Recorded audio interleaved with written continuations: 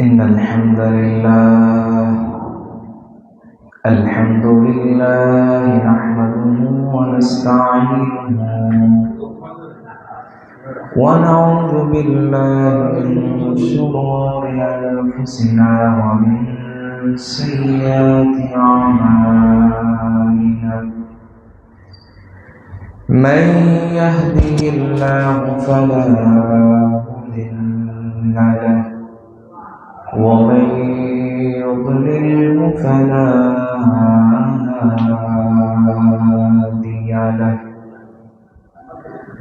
ونشهد أن لا إله إلا الله وحده لا شريك له ونشهد أن سيدنا وسندنا وحبيبنا وطبيبنا ومرشدنا محمدا عبد الله ورسوله أما بعد فأعوذ بالله من الشيطان الرجيم بسم الله الرحمن الرحيم ومن أعرض عن ذكري فإن له معيشة ضنكا ونحشره يوم القيامة أعمى قال رب لم حشرتني أعمى قال كذلك أتتك آياتنا فنسيتها وكذلك اليوم تنسى وقال تعالى ولنبلونكم بشيء من الخوف والجوع ونقص من الأموال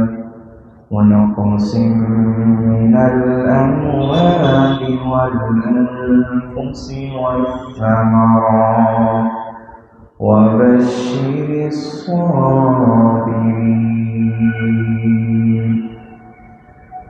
وقال تعالى في شان حبيبه ومحبوبه مخبرا وآمرا إن الله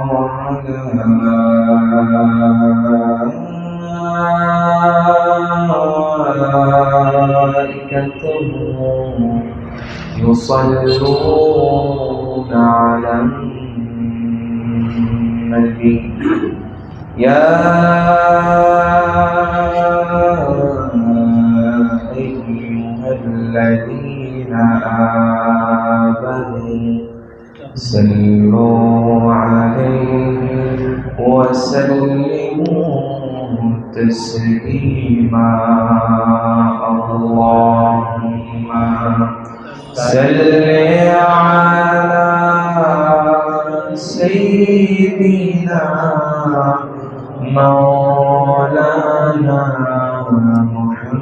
محمد وعلى آل سيدنا مولانا محمد আসমান সুন্দর জমিন সুন্দর আরো সুন্দর গাছপালা তার চাইতে অধিক সুন্দর আমার নবীজি কামলেওয়ালা আল্লাহুম্মা সাল্লি আলা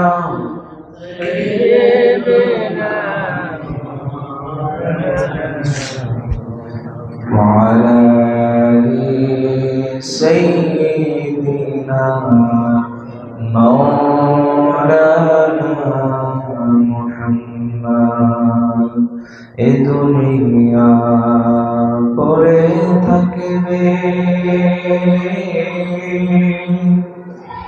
আমি আপনি একদিন থাকব না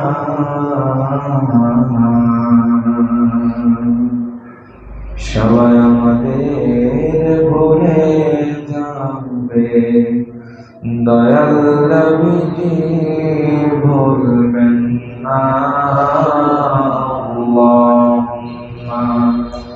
সাল্লি আলা সাইয়্যিদিনা মাওলানা মুহাম্মদ وعلى آل سيدنا مولانا محمد بلغ العلا بكماله كشف الدجى بجماله حسنت الجميع خصاله صلوا عليه وآله مدينة مدينة مومنوں کی گنگنا ہے دیدار مدینہ عاشقوں کی تمنا ہے بلغ العلا بکمالہ کشف الدجى بجمالہ حسنت جميع خصاله صلوا عليه وآله معزز محترم حضرات علماء کرام ربنا আযান সকলে আমার অন্তরঙ্গ স্থল থেকে সালাম গ্রহণ করুন আসসালামু আলাইকুম ওয়া রাহমাতুল্লাহি ওয়া বারাকাতুহু ওয়ালাইকুম আসসালাম আল্লাহ রাব্বে জালালের দরবারে লাখ কোটি শুকর সুজুদ প্রশংসা আদায় করছি যে মহান মনিব এই দুনিয়ার সব ধরনের ফাহিশার কাজ থেকে দূরে সরে রেখে দুনিয়ার মোহমায়া ভালোবাসা দুনিয়াকে দূরে সরে রেখে অল্প কিছু সময় রবের জন্য রবকে খুশি করার উদ্দেশ্যে আল্লাহর মসজিদে আসার বসার তৌফিক দান করেছেন। এই জন্য দিল খুলে মন খুলে উচ্চ আওয়াজ দিয়ে একবার বলে আলহামদুলিল্লাহ। লাখ কোটি তার চাইতে অসংখ্য অগণিত দরুদ সালাম তাজদারে মদিনা হুজুর আকরাম মুহাম্মদুর রাসূলুল্লাহ সাল্লাল্লাহু আলাইহি ওয়াসাল্লাম। সম্মানিত হাজিরিন, আমরা সকলেই জানি আল্লাহ রাব্বুল আলামিন আমাদের সকলকেই এই দুনিয়াতে প্রেরণ করেছেন কিসের উদ্দেশ্যে? ইবাদত করার উদ্দেশ্যে। পরকালকে সঠিকভাবে যাতে শান্তিময় পরকাল হয় সেটা বোঝার জন্য, সেভাবে চলার জন্য তিনি আদেশ করেছেন। কিন্তু বারবার আমাদেরকে হুঁশিয়ারি দিচ্ছেন, ধমক দিচ্ছেন, বোঝাচ্ছেন, নিদর্শন দিচ্ছেন, আমাদের জন্য বিভিন্ন উদাহরণ প্রেরণ করছেন, মিসাল দিচ্ছেন। যাতে করে আমরা পরিবর্তন হতে পারি, বৈশুদ্ধ হতে পারি, আখিরাত হতে পারি, মৃত্যুর চিন্তা, কবরের জিন্দেগির চিন্তা, জাহান্নামের শাস্তির কথা, এই জিনিসগুলো মাথায় রেখে যাতে আমাদের জীবন অতিবাহিত করতে পারি। আমাদের জীবন যে সংকীর্ণ, রব কিন্তু বারংবার আমাদেরকে স্মরণ করিয়ে দিচ্ছে। বিগত কিছুদিন ধরে কখনো মৃদু কখনো উচ্চভাবে ভূমিকম্পন হচ্ছে। কথা সত্য না মিথ্যা বলেন? এই ভূমিকম্প কি এমনি এমনি আসতেছে না, এটার পিছনে কোনো কারণ আছে? বলেন, কারণ আছে না? প্রথম নাম্বার কারণ যদি আমরা বলি, আমাদের অন্যায়, অবিচার, জুলুম, অত্যাচার, ফাহিশা কাজ, এই জিনিসগুলো অধিক পরিমাণে বেড়ে গিয়েছে। এজন্য রব আমাদেরকে হুঁশিয়ার করছেন, ধমক দিচ্ছেন, আমাদেরকে সতর্ক করছেন, যে কোনো মুহূর্তে তোমাদেরকে আমি রব ধ্বংস করে দেব। আল্লাহ রাব্বুল আলামিন সারা পৃথিবীর সকল মুসলিম জাতিকে, মুসলিম মিল্লাতকে, বাংলাদেশের মুসলমানদেরকে আল্লাহ বিভিন্ন ধরনের আযাব গজব থেকে হেফাজত করুন। সকলে বলে আমিন। আমাদের সতর্ক হওয়ার প্রয়োজন আছে কি নাই বলেন? যেহেতু তিনি কোরআন কারীম অসংখ্য স্থানে বলেছেন, আমি তোমাদেরকে বিভিন্ন নিদর্শন দিয়ে, আমি তোমাদেরকে পরীক্ষার মাধ্যমে, কখন বিভিন্ন আযাব দিয়ে তোমরা নিয়ে একটু পরিবর্তন হও, তোমাদের আচরণ নিয়ে একটু পরিবর্তন হয়, তোমাদের চালচলন একটু যদি পরিবর্তন হয়, একটু যদি তোমরা ইসলামের পথে ফিরে আসো, রবের দিকে ফিরে আসো, আমি আল্লাহ রাব্বুল আলামিন কিছু কিছু নিদর্শন তোমাদের জন্য দিচ্ছি। আল্লাহ রাব্বুল আলামিন বলছেন, বিসমিল্লাহির রহমানির রহিম, ওয়ামা আদরাকা মা ইয়াউমুদ্দিন, সুম্মা মা আদরাকা মা ইয়াউমুদ্দিন, يوم لا تملك نفس لنفس شيئا والأمر يومئذ لله। আল্লাহ রাব্বুল আলামিন বলছেন, কিয়ামত দিবস যখন সংঘটিত হবে, হে নবী, আপনি সেই কিয়ামত দিবস সম্পর্কে আপনি কি জানেন? সুম্মা মা আদরাকা মা ইয়াউমুদ্দিন, নবীকে আবার প্রশ্ন করছেন, নবী আপনি কি জানেন কিয়ামত দিবস সম্পর্কে?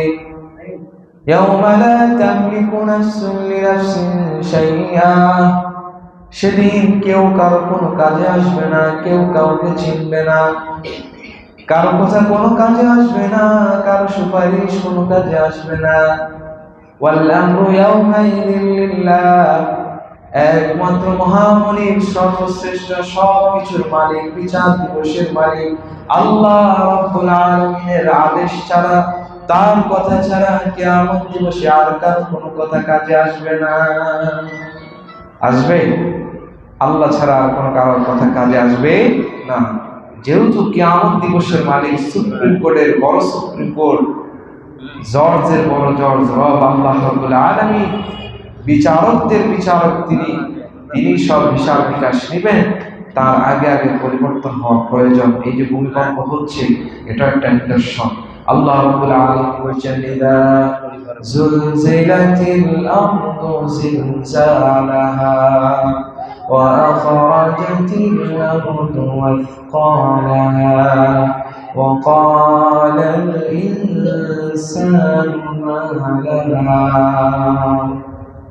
আল্লাহ রাব্বুল আলামিন বলছেন, ইযা যুলজিলাতিল আরদু জিলজালাহা, কিয়ামতের আগে পৃথিবীটা যেভাবে কম্পন সৃষ্টি করবে, ভূকম্প হবে, নড়তে থাকবে, এমন জোরে নড়তে থাকবে, ওয়া আখরাজাতিল আরদু আসকালাহা, পৃথিবীর ভূগর্ভে, পৃথিবীর ভিতরে যা কিছু আছে সব কিছু পৃথিবী উগলে বের করে দিবে। ক্বালাল ইনসানু মা লাহা, মানুষ তখন বলবে এটা কি? কোথায় থেকে আসলো, কেন হচ্ছে, কিভাবে হচ্ছে। আমরা অনেক বিজ্ঞানী অনেক কিছু বলে ভূমিকম্প নিধনকারী ভবন, ভূমিকম্প নিধনকারী কি ভবন, রড বানায়, সিমেন্ট বানায়, বলে এটা ভূমিকম্প নিধন। নাউজুবিল্লাহ মিন যালিক। কশিন কালো সম্ভব বলেন? ভূমিকম্প নিধন করা কি সম্ভব? আল্লাহর আযাব থেকে পুরো পৃথিবীর সব শক্তিও যদি একত্রিত হয়ে যদি চেষ্টা করে, সম্ভব হবে? চিন্তা করে দেখেন, মাত্র দুই তিন সেকেন্ডের একটা ভূমিকম্পে কিভাবে পুরো দেশটাকে নাড়ায় দিল। আল্লাহু আকবার। রব তিনি যে আছেন, তিনি যে হিসাব নেবেন, সব কিছু হবে। বিশ্বাস আসেনি বলেন? কথা বলেন, বিশ্বাস আছে? বিশ্বাস যদি থাকে, পরিবর্তন কোথায়? আমাদের পরিবর্তন আছে? ভূমিকম্প আসার পরেও আমাদের সুদ খাওয়া বন্ধ হয়েছে, ঘুষ খাওয়া বন্ধ হয়েছে, জেনা করা বন্ধ হয়েছে, বেহায়াপনা বন্ধ হয়েছে, দুর্নীতি বন্ধ হয়েছে, মানুষের উপর জুলুম করা বন্ধ হয়েছে। কোনো কিছুই বন্ধ হয় নাই, বরং আরো বেড়েছে। এজন্য তিনি বারবার সতর্ক করছেন, সাবধান হয়ে যাও। বিপদ তিন ধরনের বিপদ আসে। কয় ধরনের বিপদ? মনোযোগ দিয়ে শুনবেন। কয় ধরনের বিপদ? তিন ধরনের বিপদ। এক ধরনের বিপদ আল্লাহ রাব্বুল আলামিন মানুষকে পরীক্ষা করার জন্য দেন। কিসের জন্য? পরীক্ষা করার জন্য। আমাদের সমাজে অনেক মানুষ আছে, নিজের উপর কখনো যদি আযাব গজব আসে, বলে আল্লাহ আমাকে পরীক্ষা করছে। কি করছে? পরীক্ষা করছে। আর প্রতিবেশী, তার শত্রু, কারো উপর যদি কোনো আযাব গজব আসে, তখন বলে তার উপর আল্লাহ গজব করছে। বলে না? বলে? তাহলে নিজেকে সবসময় মানুষ মনে করে আমি ভালো, আমি সেরা। আসলে কি তাই? বলেন।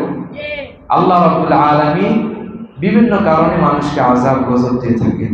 প্রথম নম্বর বিপদ আসে কিসের জন্য? আল্লাহ রাব্বুল আলামিন বান্দাদেরকে পরীক্ষা করার জন্য। তিনি বলছেন, বিসমিল্লাহির রাহমানির রাহিম, ওয়ালানাবলুওয়ান্নাকুম বিশাইইন মিনাল খাউফি ওয়াল জু'i ওয়া নাকসিন মিনাল আমওয়ালি ওয়াল আনফুসি ওয়াত তামারাত ওয়াবাশশিরিস সাবিরিন الذين إذا أصابتهم مصيبة قالوا إنا لله وإنا إليه راجعون আল্লাহ রাব্বুল আলামিন বলছেন, ওয়ালানাবলুওয়ান্নাকুম বিশাইইন মিনাল খাউফ, বান্দা তোমাকে আমি রব কখনো কখনো তোমাকে আমি পরীক্ষায় ফেলবো, বিভিন্ন ধরনের বিপদ আপদ দিয়ে। সর্বপ্রথম তোমাকে আমি বিভিন্ন ভয় দেখিয়ে তোমাকে আমি পরীক্ষা করব। ওয়াল জু', তোমাকে ক্ষুধা দিয়ে, তোমার অর্থ সম্পদ নষ্ট করে তোমাকে ক্ষুধার মাধ্যমে আমি আল্লাহ রাব্বুল আলামিন তোমাকে পরীক্ষা করব। ওয়া নাকসিম মিনাল আমওয়াল, তোমার সম্পদ নষ্ট করে দিয়ে আমি রব তোমাকে পরীক্ষা করব। ওয়াল আনফুসি, তোমার আপনজন, পিতা মাতা, তোমার সন্তান সন্ততি, কাছের মানুষগুলার মৃত্যু দিয়ে আমি তোমাকে পরীক্ষা করব। ওয়াত তামারাত, তোমার ফসল ফলাদি নষ্ট করে আমি রব তোমাকে পরীক্ষা করব। ওয়াবাশশিরিস সাবিরিন, নবী আপনি সুসংবাদ দিয়ে দিন সেই সমস্ত ব্যক্তিকে যারা বিপদ আপদ বালা মুসিবতে রবের প্রতি বিশ্বাস থেকে, ইয়াকিন থেকে, তাকদীরের উপর বিশ্বাস স্থাপন করে ধৈর্য ধারণ করে। সুবহানাল্লাহ। আল্লাযীনা ইযা আসাবাতহুম মুসিবা, যখন কোন মুমিন মুসলমান বিপদ আপদে পড়ে তখন তারা বলে ক্বালু ইন্না লিল্লাহি ওয়া ইন্না ইলাইহি রাজিউন, তখন তারা বলে নিশ্চয়ই আমরা রবের জন্য, আবার আমরা রবের কাছে ফিরে যাব। সুবহানাল্লাহ। তাহলে প্রথম নম্বর মানুষের কি করবে? আল্লাহ রাব্বুল আলামিন পরীক্ষা করবে। হযরত আব্দুল্লাহ ইবনে আবি ওয়াক্কাস রাদিয়াল্লাহু তাআলা রাসূল করিম সাল্লাল্লাহু আলাইহি ওয়াসাল্লাম জিজ্ঞেস করছেন, আইয়ুন নাস আশাদ্দুল বালা, হে নবী আপনি বলুন তো দুনিয়ার জমিনে আল্লাহ রাব্বুল আলামিন কোন মানুষদেরকে সবথেকে বেশি পরীক্ষা করেন? আল্লাহর হাবিব মুহাম্মদ সাল্লাল্লাহু আলাইহি ওয়াসাল্লাম বলছেন, আল আনবিয়া, দুনিয়ার জমিনে আল্লাহ রাব্বুল আলামিন সব থেকে বেশি কঠিন থেকে কঠিন পরীক্ষা করেন নবীদেরকে। কাদেরকে? নবীদেরকে আল্লাহ রাব্বুল আলামিন যে সমস্ত পরীক্ষায় ফেলেছেন তার ধারে কাছেও আমরা আসি বলেন না, কেউ আসে বলেন? পড়ন্ত আগুনের ভিতরে ইব্রাহিম আলাইহিস সালামকে ফেলে দিল। দীর্ঘ 18 বছর আইয়ুব আলাইহিস সালামের পুরা শরীরের ভিতরে পোকামাকড় ছিল। নবী করিম মুহাম্মদ সাল্লাল্লাহু আলাইহি সাল্লামকে কাফের মুশরিকেরা কি পরিমাণ কষ্ট দিয়েছে আমরা শুনি নাই বলেন, জানি না বলেন? নবীরা যে পরিমাণ কষ্ট করেছে হাজারো লক্ষ কোটি গুণের এক ভাগও আমরা কষ্ট করি না, তারপর আমাদের সন্তুষ্ট নাই। তারপর আমরা কি আল্লাহর প্রতি সন্তুষ্ট নাই? রব যে আমাদেরকে এত ভালো রেখেছেন তাও আমাদের কোন কি নাই, সন্তুষ্ট নাই। এরপর আল্লাহ হাবিব বলছেন ওয়াল আদমাউ ওয়া আমসালু, তার পরবর্তীতে মর্যাদার দিক থেকে যারা সবথেকে কাছে তাদেরকে তিনি পরীক্ষা করেছেন। ফাল আমসাল, তার পরবর্তীতে যারা তাদেরকে পরীক্ষা করেছেন। তার মানে আপনি যত বেশি ভালো মানুষ হবেন, যত বেশি আল্লাহ ভীরু হবেন, দুনিয়াটা আপনার জন্য তত একটু কষ্টের জায়গা হবে। কিসের জায়গা হবে? কষ্টের জায়গা হবে। কারণ দুনিয়াটা যারা প্রকৃতপক্ষে মুমিনদের জন্য একটা জেলখানা, আর কাফের মুশরিকদের জন্য কি জান্নাতের মতো। দুনিয়াতে আপনাকে কষ্ট করতে হবে, যত কষ্টে আপনি থাকবেন আপনার আখিরাতটা তত সুন্দর হবে, আখিরাতটা তত আপনার জন্য শান্তিময় হবে। প্রথম নাম্বার হচ্ছে আল্লাহ রাব্বুল আলামিন বিভিন্ন পরীক্ষার মাধ্যমে তিনি কি করবেন? আমাদেরকে বিপদ আপদের মধ্যে ফেলবেন। দ্বিতীয় নম্বরে তিনি ওয়াল আজমা, মর্যাদা বৃদ্ধি করার জন্য তিনি পরীক্ষা করবেন। কিসের জন্য? মর্যাদা বৃদ্ধি করার জন্য। অর্থাৎ নবীদেরকে তিনি যেভাবে পরীক্ষা করেছেন, সাহাবীদেরকে যেভাবে তিনি পরীক্ষা করেছেন, আমাদের আগেকার আউলিয়া কেরাম যেভাবে সেই সুদূর ইয়ামেন থেকে আরব দেশ থেকে এসে এদেশে ইসলাম প্রচার করেছে, মানুষ কত কষ্ট দিয়েছে, তারপর ইসলাম প্রচার করেছে। এখনো পর্যন্ত হক্কানি আলেম ওলি আউলিয়া কেরাম আছে না বলেন? তাদের খুব কষ্ট হচ্ছে না বলেন? তারাও কষ্ট করে ইসলাম প্রচার করছে। এই মর্যাদার জন্য আল্লাহ রাব্বুল আলামিন মর্যাদার দিক থেকেও পরীক্ষা করবেন। আর সর্বশেষ যে পরীক্ষা সেটা হচ্ছে আমাদের সকলের হাতের কামাই। কিসের কামাই? হাতের কামাই। আল্লাহ রাব্বুল আলামিন বলছেন বিসমিল্লাহির রহমানির রহিম ومن أعرض عن ذكري فإن له معيشة ضنكا ونحشره يوم القيامة أعمى। আল্লাহ রাব্বুল আলামিন বলছেন, রব বলছেন তোমাদের প্রত্যেককেই তোমরা যে অন্যায় করছো, অপরাধ করেছো, ওমান আ'রাদা আন যিকরি, যখন কোন একজন মানুষ আল্লাহ রাব্বুল আলামিনের জিকির থেকে, আল্লাহর স্মরণ থেকে যখন দূরে সরে যাবে, ফাইন্না লাহু মাঈশাতান দানকা, আল্লাহ রাব্বুল আলামিন বলছেন তার জন্য দুনিয়াটাকে আমি সংকীর্ণ করে দেব, ছোট করে দেব। তার রিজিক আমি আল্লাহ রাব্বুল আলামিন বন্ধ করে দিব, তার নিয়ামতগুলো আমি বন্ধ করে দিব, তার প্রত্যেকটা ভালো কাজ আমি বন্ধ করে দিব। আমি রব আল্লাহ রাব্বুল আলামিন সব বরকত নষ্ট করে দিব, তার শান্তি সুখ শান্তি আমি নষ্ট করে দেব। কিসের জন্য? রবকে আমরা ভুলে গিয়েছি এজন্য। যে ব্যক্তি রব থেকে দূরে সরে যাবে, আল্লাহকে মনে না করে তাগুতের প্রতি যে দুনিয়ালোভী যে ব্যক্তি হবে, আল্লাহ রাব্বুল আলামিনকে ভুলে দুনিয়ার প্রতি যার মায়া বেশি হবে, আল্লাহ বলছেন মাঈশাতান দানকা, আমি আল্লাহ রাব্বুল আলামিন সংকীর্ণ করে দেব, ছোট করে দেব তার জন্য দুনিয়া। এখন দেখেন না, শুক্রবার একটা আসছে আরেকটা চলে আসে, বরকত আছে বলেন? খাবারের ভিতরে বরকত নাই, হায়াতে বরকত নাই, আমাদের কাজকর্মে বরকত নাই, আমাদের আয় রোজগারে বরকত নাই, কোন কিছুতেই বরকত নাই। তার মানে আমরা শেষ জামানার কাছাকাছি চলে এসেছি। অনেকগুলো নিদর্শন আমাদের ভিতরে চলে এসেছে। তা আমাদের পরিবর্তন হওয়া প্রয়োজন, এখনো সময় আছে, আমাদের পরিবর্তন হতে হবে। আল্লাহ রাব্বুল আলামিন বলছেন তোমার জন্য আমি এটা সংকীর্ণ করে দেব, ছোট করে দেব। ফাইন্না লাহু মাঈশাতান দানকা ওয়া নাহশুরুহু ইয়াওমাল কিয়ামাতি আ'মা। আল্লাহ রাব্বুল আলামিন বলছেন যে ব্যক্তি রবকে ভুলে যাবে, কিয়ামত দিবসে আল্লাহ রাব্বুল আলামিন ওই ব্যক্তিটাকে অন্ধ অবস্থায় কিয়ামতে তাকে উত্থাপিত করবেন। নাউযুবিল্লাহ। কি অবস্থায়? অন্ধ অবস্থায়। قال ربي لما حشرتني أعمى। ওই ব্যক্তি কিয়ামত দিবসে বলবে, হে রব, আমাকে অন্ধ অবস্থায় কেন আপনি উত্থাপিত করলেন? وقد كنت بصيرا। অথচ আমি দুনিয়াতে চক্ষুমান ছিলাম, আমার চোখ ছিল, সব কিছু ছিল, আপনি কেন আমাকে অন্ধ অবস্থায় কিয়ামত দিবসে আপনি আমাকে উঠালেন? আল্লাহ রাব্বুল আলামিন বলবেন, قال كذلك أتتك آياتنا فنسيتها। আল্লাহ রাব্বুল আলামিন বলবেন, কিয়ামত দিবসে তিনি তখন বলবেন, ঠিক তোমার কাছে এভাবে নিয়ামতগুলা, নিদর্শনগুলা আমি আল্লাহ রাব্বুল আলামিন প্রেরণ করেছিলাম। কোরআন তোমার কাছে গিয়েছিল, আপন হাবিব মুহাম্মদ সাল্লাল্লাহু আলাইহি সাল্লাম তোমার কাছে হাদিসের মাধ্যমে তুমি কি করবে কি করবে না সব কিছু তিনি বলে দিয়েছেন। আউলিয়া কেরাম তোমাদেরকে বলেছেন, ওয়ারাসাতুল আম্বিয়া আলেম ওলামারা তোমাদেরকে বলেছেন, জান্নাত জাহান্নামের কথা বলেছেন, পরকালের শাস্তির কথা বলেছেন, কিন্তু তুমি কি করেছ? সব ভুলেছিলে, সব কিছু তুমি দূরে সরে দিয়েছো। ওয়াকাযালিকাল ইয়াউমা তুনসা। আর আজকে আল্লাহ রাব্বুল আলামিন তোমাকে এমনিভাবে ভুলে যাবেন যেমনিভাবে তুমি দুনিয়াতে তাকে ভুলে গিয়েছ। এই কথা যখন আল্লাহ কিয়ামতে বলবেন, অন্তর অবস্থায় আপনাকে যখন কিয়ামতের হাসরের মাঠে উঠাবেন, উঠানোর পরে যখন এই কথা বলবে, আপনার কি তখন আর কোন সুপারিশকারী থাকবে? আপনার কি আর কোনো উপায় আছে বলেন? উপায় থাকবে বলেন? উপায় আর থাকবে না। এই জন্য সময় কিন্তু চলে যাচ্ছে। আল্লাহ রাব্বুল আলামিন কিন্তু বারংবার নিদর্শন দিয়ে আমাদেরকে পরীক্ষা করছেন। তো সর্বপ্রথম আমাদের উপর আযাব গজবের আসার কারণ কি? আমরা রব থেকে দূরে সরে যাওয়ার কারণে, আল্লাহকে ভুলে যাওয়ার কারণে, আল্লাহর প্রতি নফরমানি করার কারণে, তিনি যে নিয়ামতগুলো দিয়েছেন নিয়ামত অস্বীকার করার কারণে আল্লাহ রাব্বুল আলামিন আমাদের উপর আযাব গজব প্রেরণ করেন।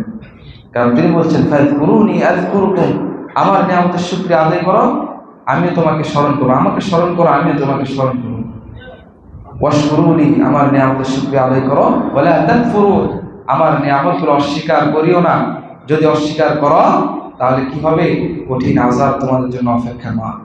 এই জন্য আমাদের হাতে সময় কম। আল্লাহ রাব্বুল আলামিন বারংবার আমাদের উপর বিভিন্ন নিদর্শন দিয়ে, আযাব গজব দিয়ে আল্লাহ রাব্বুল আলামিন আমাদেরকে পরীক্ষা করছেন। আল্লাহর হাবিব সাল্লাল্লাহু আলাইহি সাল্লাম বলছেন, প্রথম নাম্বার আযাবগুলো কি জন্য আসে? সর্বপ্রথম রবকে ভুলে যাওয়ার কারণে। দ্বিতীয় নম্বরে কি জন্য আসে?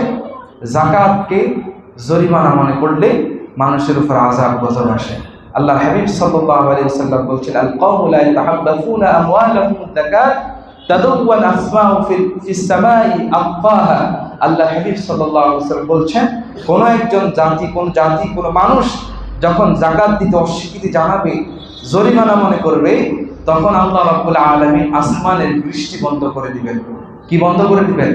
বৃষ্টি বন্ধ করে দিবেন। বৃষ্টি বন্ধ করে দিলে ফসল ফলাদি হবে, আমাদের রিজিক আর আসবে বলেন? এক মৌসুম যদি সবগুলো ধান একেবারে নিঃশ্বাস হয়ে যায়, 50 টাকা দিয়ে চাল খান, সেটা 150-200 টাকা খেতে হবে। ঠিক না ভাই? ঠিক বলেন? আপনি কত আমদানি করবেন? কারণ আমাদের কৃষি প্রধান দেশ। আমাদের যদি ধান না হয়, জব না হয়, ভুট্টা না হয়, গম না হয়, আমাদের চলার কোনো উপায় আছে বলেন? তখন ডাবল আরো দাম, অনেক দাম দিয়ে বেশি দিয়ে খেতে হবে। বন্যা যখন হলো, অনেক জিনিসের দাম বেড়ে গেছে, বাড়ে নাই বলেন? ঠিক তোদের এরকম অবস্থাই হবে। আল্লাহ রাব্বুল আলামিন, আল্লাহ হাবিব বলছেন, যখন কোন মানুষ যাকাত দিতে অস্বীকৃতি জানাবে, যাকাতটাকে জরিমানা মনে করবে, 1 লক্ষ টাকায় তার 2,500 টাকা যাকাত হলো, সে সেটা না দিয়ে নিজের কাছে রেখে দিল। এভাবে করে অনেক মানুষ আছে বাংলাদেশে, এমন অনেক অসংখ্য অগণিত মানুষ আছে যারা সঠিকভাবে যদি যাকাত দেয়, অন্ততপক্ষে বাংলাদেশে 20-30% গরিব অসহায় স্বাবলম্বী হতে পারবে। কথা ঠিক না? ঠিক বলেন? প্রত্যেক স্থানে অসংখ্য অগণিত মানুষ আছে সঠিকভাবে যাকাতটা দেয় না। একটা কাপড় দিয়ে দেয়, একটা লুঙ্গি দিয়ে দেয়, এগুলো কোন কাজ আছে বলেন? এক ধোয়া দিলে এগুলো শেষ, তেনা হয়ে যায়, ন্যাকড়া হয়ে যায়। তা আপনি এমনভাবে যাকাত দিবেন, আল্লাহ হাবিব বলছে, এমনভাবে যাকাত দিবেন যাতে করে আগামী বছর সেই ব্যক্তি যাকাত দিতে পারে। সুবহানাল্লাহ। বোঝেন নাই? তাকে একটা দোকান ক্রয় করে দিবেন, ছোটখাটো একটা ব্যবসা ধরিয়ে দিবেন, তাকে একটা গরু কিনে দিবেন, 2-3টা ছাগল কিনে দিবেন, যাতে করে আগামী বছর এমন অবস্থা হয় যে এই ব্যক্তি নিজেই যাকাত দিতে পারে। এরকম করে দিবেন। 10 জনকে 10টা শাড়ি না দিয়ে একজনকে যদি এভাবে প্রত্যেক বছর একজন একজন করে যদি এভাবে সমাজ থেকে উঠান, আমাদের সমস্যা হচ্ছে আমরা অন্যের ভালো চোখে দেখতে চাই না। সে ছোট আছে ছোটই থাকুক, সে গরিব আছে গরিবই থাকুক, আমার উপর কেন যাবে, আমার থেকে বড় কেন হবে? এই যে জিনিসটা প্রতিযোগিতা, দুনিয়ার লোভ লালসা, দুনিয়া পাওয়ার যে আমাদের একটা আকাঙ্ক্ষা, এটাই আমাদেরকে শেষ করে দিচ্ছে। আখিরাতটা এটাই আমাদের ধ্বংস করে দিচ্ছে। এই জন্য এভাবে যাকাত দিতে হবে। আল্লাহ হাবিব বলছেন, যদি দুনিয়াতে পশু পাখি না থাকতো তাহলে চিরতরে আল্লাহ রাব্বুল আলামিন বৃষ্টি দেওয়া বন্ধ করে দিতেন। যারা যাকাত দেয় না তাদের উদ্দেশ্যে বলেছেন, যদি আল্লাহ রাব্বুল আলামিনের এই দুনিয়াতে পশু পাখি না থাকতো, কারণ তাদেরও পানির প্রয়োজন আছে না বলেন? যদি পশু পাখি না থাকতো, মনে রাখবেন অনেক পশু পাখির কারণে আল্লাহ আমাদের রিজিক বাড়ায়। বুঝতে পারছেন? অনেক পশু পাখির কারণে কি হয়? রিজিক আল্লাহ রাব্বুল আলামিন বৃদ্ধি করেন। বলছেন যদি পশু পাখিগুলো না থাকতো তাহলে একেবারে চিরতরে আল্লাহ বৃষ্টি বন্ধ করে দিতেন, আযাব হিসেবে প্রেরণ করতেন। এরপরে আল্লাহ রাব্বুল আলামিন বলছেন, অধিক পরিমাণে যখন জেনা, ব্যভিচার, বেহায়াপনা যখন বৃদ্ধি হয়ে যাবে, তখন আল্লাহ রাব্বুল আলামিন আযাব গজব প্রেরণ করবেন। আর এমন আযাব গজব প্রেরণ করবেন যা ইতিপূর্বে কেউ দেখে নাই, কোনো সময় হয়ও নাই। এই যে আমরা করোনা হয়েছে, এগুলো কি আগে কখনো শুনেছি? আগে কখনো হয়েছে? মনে রাখতে হবে সবগুলো কিন্তু আমাদের হাতের কামাই। সবগুলো কি হাতের কামাই। এমন কিছু বান্দা আল্লাহর কাছে আছে, দুনিয়াতে এমন কিছু আল্লাহর প্রিয় বান্দা আছে যাদের চোখের পানির বিনিময়ে আল্লাহ রাব্বুল আলামিন হয়তো আমাদেরকে হেফাজত করছেন, রক্ষা করছেন, মাফ করে দিচ্ছেন। না হলে আমাদের কোনো উপায় থাকতো না। কারণ করোনা এমন এটা হচ্ছে ভাইরাস রোগ ছিল, ব্যাধির মতো। আমাদের দেশে যেরকম মানুষ একজন আরেকজনের সাথে যেভাবে মেলামেশা করে, একসাথে থাকি আমরা, দেখা গেছে এটা ফ্লেগ রোগের মতো হতো। যেভাবে আমাদের পশু পাখিগুলো মারা যায় রোগ হলে, আমাদের মুরগির বাচ্চাগুলো একসাথে মারা যায়, হয় না বলেন? এভাবে আমরা সকলে এভাবে মারা যেতাম। কিন্তু আল্লাহ হেফাজত করেছেন। যে ভূমিকম্পগুলো হচ্ছে, আল্লাহ রাব্বুল আলামিন কিন্তু নিদর্শন পাঠাচ্ছেন। আল্লাহ বলছেন, কাসাবাত আইদিকুম, এটা তোমাদের নিজেদের হাতের কামাই। নিজেদের কি হাতের কামাই। আমরা যে অন্যায় অপরাধগুলো করি, এটার কারণে শাস্তিগুলো আসে। আল্লাহ বলছেন, আসাবাতহুম মুসিবাত কাসাবাত আইদিকুম, এই যে আফত বিপদ মুসিবতগুলো আসে, সেটা তোমাদের নিজের হাতের কামাই, নিজেরা এগুলো ডেকে নিয়ে এসেছো। ওয়াফু আন কাসীর, আর তিনি বলেছেন, আমি দেখেও অনেক অপরাধ আমি কিন্তু মাফ করে দেই। ওয়াফু আন কাসীর, কাসীর মানে কি? অনেক, অসংখ্য, অগণিত, যার কোনো কি নাই, সীমা নাই। কত অপরাধ আল্লাহ আমাদের জীবনে মাফ করেছে, হিসাব আছে বলেন? কঠিন একটা বিপদে পড়তেছে, আল্লাহ আপনি যদি বিপদ থেকে উদ্ধার করেন, আমি আপনার আজীবন শুকরিয়া আদায় করবো। একদিন যাওয়ার পরে আর শুকরিয়া আছে বলেন? ওই পরবর্তী ওয়াক্তের নামাজই সে পড়ে না, এমন বিপদে পড়েছে। এই জায়গায় আল্লাহ ছাড়া আর কেউ উদ্ধার করার মতো কেউ নাই, কিন্তু তিনি উদ্ধার করেন না বলেন? তার পরবর্তী ওয়াক্তে যে নামাজটা আছে, ধরেন আসরের সময় সে বিপদে পড়লো, আল্লাহ হেফাজত করছে, মাগরিবের নামাজে সে পড়ে না। আছেন এরকম বলেন? তা আমরা তো কত ওয়াদা আমরা ভঙ্গ করি, কতভাবে আল্লাহ রাব্বুল আলামিনের সাথে আমরা নফরমানি করি, ধোঁকাবাজি করি, বনি ইসরাইলের মতো কথা দিয়ে আমরা কথা রাখি না, ওয়াদা বর খেলাফ করি, অসংখ্য অগণিত পারবে। আল্লাহ রাব্বুল আলামিন বলছে, ওয়াফু আন কাসীর, এত এত অপরাধ করো, অনেক অপরাধ কিন্তু আমি রব মাফ করে দেই। কিন্তু আমি রব যখন ধরবো, আমি যখন পাকড়াও করব, সেই পাকড়াও করা হবে, ধরাটা হবে সর্বশেষ ধরা, যে ধরার আর কোনো কি নাই, শেষ নাই। আল্লাহ রাব্বুল আলামিন হেফাজত করুন। আমি এমনও মানুষ দেখেছি এতিমদের হক বক্ষণ করতো, এতিমদের হক খেত, আমি নিজ চোখে দেখেছি। তো এমন অবস্থা হলো যে কত টাকা খেয়েছে আল্লাহ পাকই ভালো জানে। বারংবার এতিমদের অর্থ আসতো, সে আত্মসাৎ করতো, খেয়ে ফেলতো, নিজে অর্থ ব্যয় করতো, নিজে বাড়ি গাড়ি করতো। এমন অবস্থা হলো, এমন রোগ তাকে ধরলো, মনে হয় না আর বাকি জিন্দিগিতে সে বসতে পারবে। আল্লাহর ধরা কিন্তু কঠিন ধরা। আল্লাহ যখন ধরবে, ছাড়ার কোনো কি নাই, দুনিয়ার কেউ আর আপনাকে হেফাজত করতে পারবে না। এই জন্য আল্লাহ হাবিব মুহাম্মদ সাল্লাল্লাহু আলাইহি ওয়াসাল্লাম বলেছেন, রবকে যখন ভুলে যাবে, উদাসীন হয়ে যাবে, রবের নাফরমানি করবে, তখন তিনি আযাব দিবেন। যাকাত দিতে অস্বীকৃতি জানালে, যাকাতকে জরিমানা মনে করলে, তখন তিনি শাস্তি দিবেন। অধিক পরিমাণে ব্যভিচার, বেহায়াপনা যখন বৃদ্ধি হয়ে যাবে, এটা তো এত পরিমাণ বেড়েছে, নাউযুবিল্লাহি মিন যালিক। আপনাদের যারা মুরব্বী আছে, আপনাদের যাদের সন্তান আছে, যুবক সন্তান আছে, তাদেরকে বিয়ে দিয়ে দেন। এই সন্তানগুলোকে নষ্ট করবেন না, তাদের জীবন নষ্ট করবেন না। আপনাকে কিন্তু কুল্লুকুম রাউন ওয়া কুল্লুকুম মাসউলুন, প্রত্যেকের জায়গায় কিন্তু আপনাকে আল্লাহর কাছে জবাবদিহি করতে হবে। আপনি যে বাবার সন্তানের বাবা হয়েছেন বা আপনার ছোট ভাইয়ের বড় ভাই হয়েছেন, আপনি কর্ণধার হয়েছেন, অভিভাবক হয়েছেন, তার যে শাস্তিটা হবে তাকে ধরার আগে আল্লাহ আপনাকে ধরবে। তার উপযুক্ত বয়স হয়েছে, এই যে রিজিকের ব্যবস্থা কিন্তু আল্লাহ রাব্বুল আলামিন করেন। আমি যদি আমার ব্যক্তিগত বিষয় বলি, আমি যখন বিবাহ করি, আপনাদের এখানে শুধু এই জুমার নামাজ পড়াই, এছাড়া আমার অন্য কোনো ইনকাম ছিল না। মসজিদে বসে কথা বলছি, আমার অন্য কোনো কি ছিল না, ইনকাম ছিল না। কিন্তু আমার বাবা মা বড় ভাই যারা আছেন, আলেম ওলামা পরিবার হয়তো বুঝবে, বা আমার শ্বশুর বাড়ির যারা আছেন তারাও বুঝেছেন যে রিজিকের মালিক কে? আল্লাহ। দিবেন কে? আল্লাহ। তাহলে এখন দেখা যায় আলহামদুলিল্লাহ আমার একটা ছেলেও আছে, একটা মেয়েও হয়েছে আলহামদুলিল্লাহ কিছুদিন আগে। তো রিজিকের ব্যবস্থা কিন্তু আল্লাহ করছেন, দিচ্ছেন কে? আল্লাহ।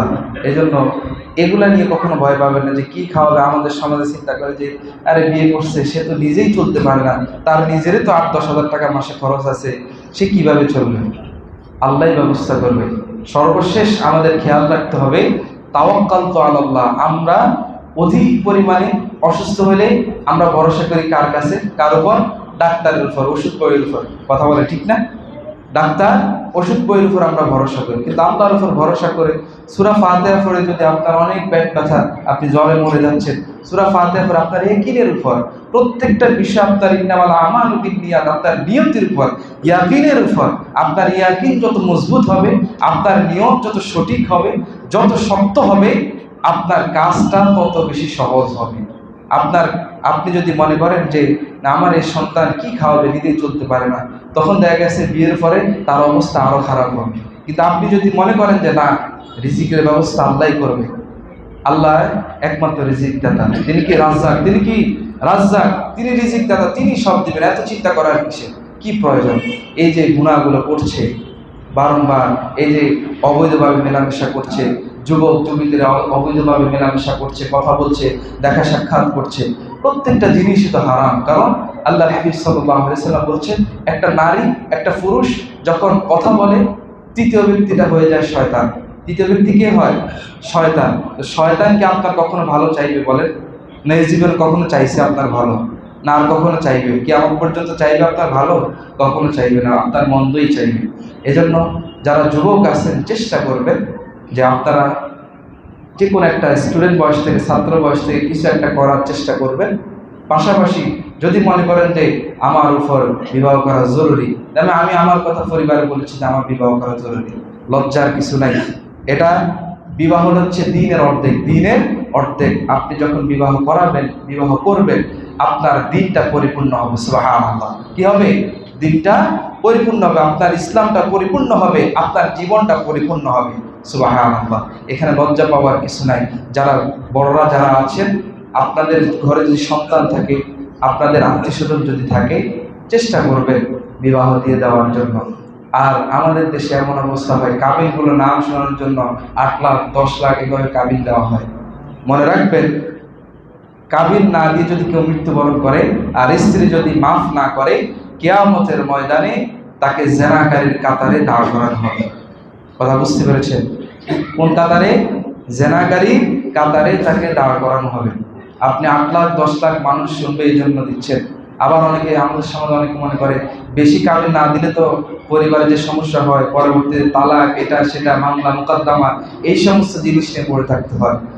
আপনি তো বিয়ের শুরুতেই নিয়ত করে রাখছেন যে তালাক হবে, তো এটাতে কি আর বরকত আসবে বলেন? বরকত হবে কখনো? আপনি তো নিয়তই করে রাখছেন বেশি টাকা এই জন্য দিচ্ছি, আপনার তো আল্লাহর উপর তাওয়াক্কুল নাই। আছে বলেন? আল্লাহর উপর তো তাওয়াক্কুল নাই, আপনি বেশি কাবিল দিচ্ছেন এই জন্য, যদি ভাঙে তাহলে টাকাগুলো দিতে খবর আছে, সহজে ভাঙবে না। এই চিন্তা করেন না? এই চিন্তা করার কারণে এজন্যই বেশি বেশি করে তালাক হচ্ছে, ডিভোর্স বেশি বেশি হচ্ছে না বলেন? ঘরে ঘরে ডিভোর্স হচ্ছে। এই জন্য আপনাদের নিয়ত ঠিক রাখতে হবে। সব কাজের আগে মনে রাখতে হবে আমার নিয়ত সঠিক, তা আল্লাহ আমার জন্য সহজ করে দিবেন। আপনি যতটা খুলুসিয়াত অনুযায়ী আপনার কাজ করবেন, আল্লাহ আপনাকে তত সহজ করে দিবেন। প্রত্যেকটা কাজে আল্লাহ সহজ করে দিবেন।